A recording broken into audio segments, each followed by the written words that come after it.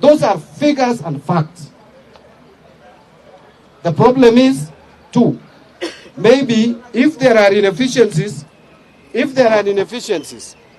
tutatua hiyo kwa HELB na kwa UFB.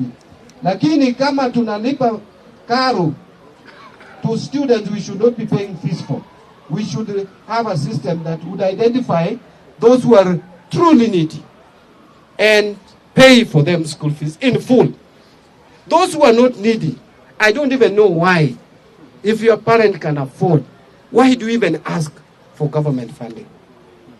Don't even jaza hiyo form. Tafadhali wache watoto wa wale hawawezi ndio wapewe hiyo pesa. So I will follow up what is the problem with the HELB and what is the problem with UFB. But I've told you Treasury has released a total of 30 billion shilling towards university education. Renovation of State House and pending. Now wacha niwaulize hata nyinyi jameni. Yani mnataka hii State House ibaki tu hivi mpaka milele. What you people should call for is we be rational. We be rational. There will never be timing, bwana. Where there is no time, we will never have money. But let me tell you. Sahi tume renovate. So what you need to tell me, don't spend any more money on further renovations, isn't it? Juu hiyo nyumba ukiona sahi ni mzuri. Imekuwa renovated. Imechukua ile pesa imechukua. But the point is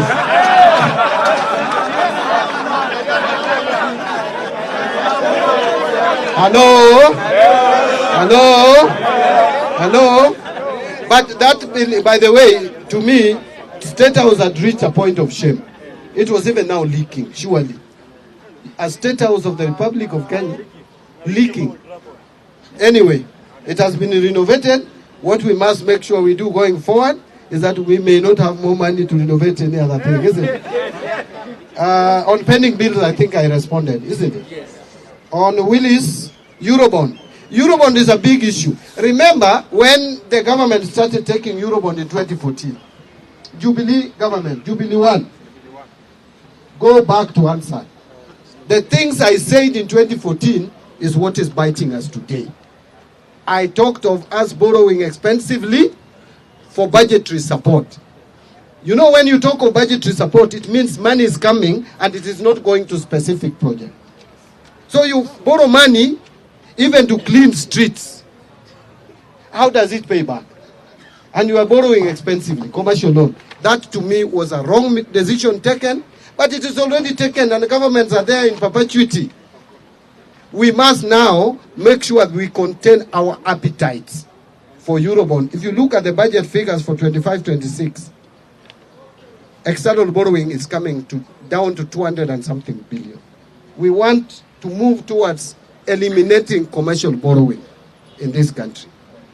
But let me wind up by saying this, that one of the reasons why we have had problems even with pending bills in the country is because we have been over-projecting our revenue. We have been indicating every revenue that we cannot collect. Then we start putting pressure on KRA. And you know, when you put pressure on KRA, they become physical. They become military. And people get now to even evade tax law.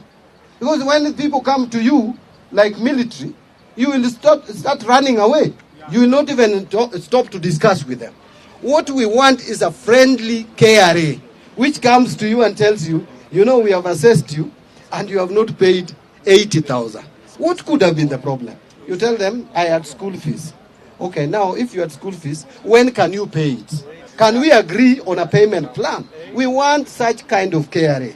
But this we can only achieve if we also become realistic on what targets we give KRA.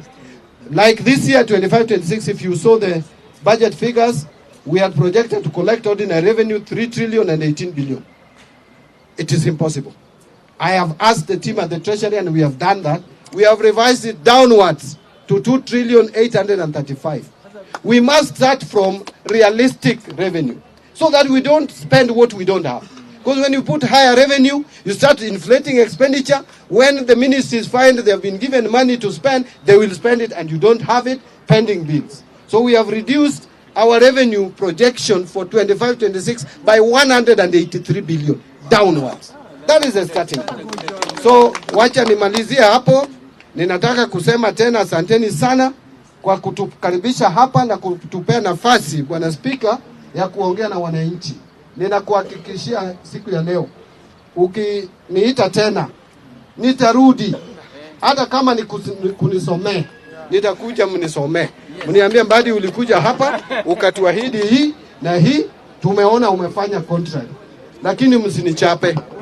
Sawa sawa, tutakuja tu tuongee, na kama ni kurekebisha nitarekebisha. Otherwise, asanteni sana, Mungu awabariki. Haya, bunge la wananchi. Bunge la wananchi.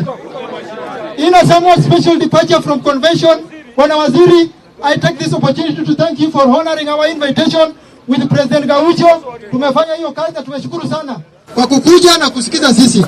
We are with you together and we are looking forward to working together. Gaucho. Watu wasiende kwanza. Waziri tuko njaa. Waziri unatuacha vipi?